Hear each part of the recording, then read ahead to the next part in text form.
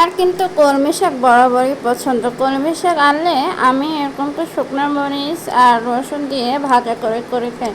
তো hello everyone, আসসালামু আলাইকুম। সবাই কেমন আছেন? কে কোথা থেকে আমার নতুন ব্লগকে দেখছেন জানাবেন। আজকাল কেন জানি ভিডিও বানাতে ইচ্ছে করছে না, ভিডিও করতে ইচ্ছে না, কিচ্ছু না, কেন জানি এরকম হয়েছে বলতে পারছি না। আর এদিকে প্রচণ্ড গরম, গরমে তো অস্থির অবস্থা। আজকে শুধুমাত্র বৃষ্টি হলো। তো এই তো আম্মু রান্না করতে বসেছে। আম্মু বললো যে আসো ভিডিও করে নাও, যে অল্প টুক করে ভিডিও করে দিয়ে দিও।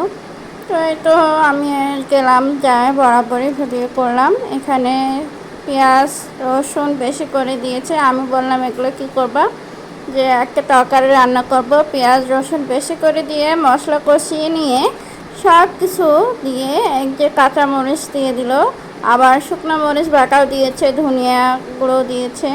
আর এই রান্নাটা খেতে কিন্তু অসাধারণ হয় বন্ধুরা, তোমরাও খেয়ে দেখো। তুমি করে বললাম তোমাদের আপন মনে করে, কিছু মনে করো না যে আমি কেউ কেউ আবার মনে করবে তুমি করে বললে, তাই না?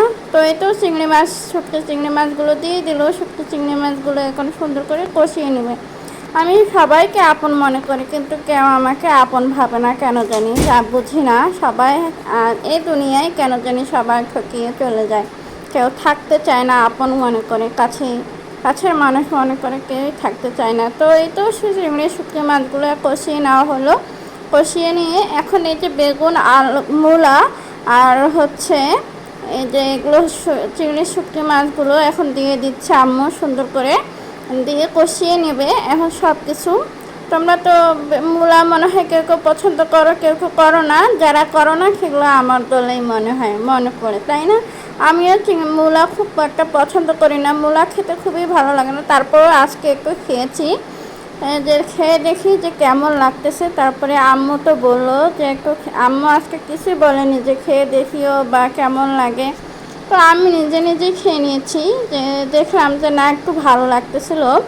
আর একবারে অল্পটুকু খেয়েছি, পরে আর নিইনি। তো এই তো আম্মু সুন্দর করে দেখুন কষিয়ে নিচ্ছে ভালো করে। আচ্ছা, আমার রান্নার ভিডিওগুলো কেমন লাগে জানাবেন। আর হচ্ছে আর কোনো বললাম না যে ইচ্ছে নেই, ইচ্ছে থাকতে হয় সব কোনো কাজে, ইচ্ছে থাকতে হয়, মন দিয়ে কাজ করতে হয়, তাহলেই না সফলতা আসবে জীবনে।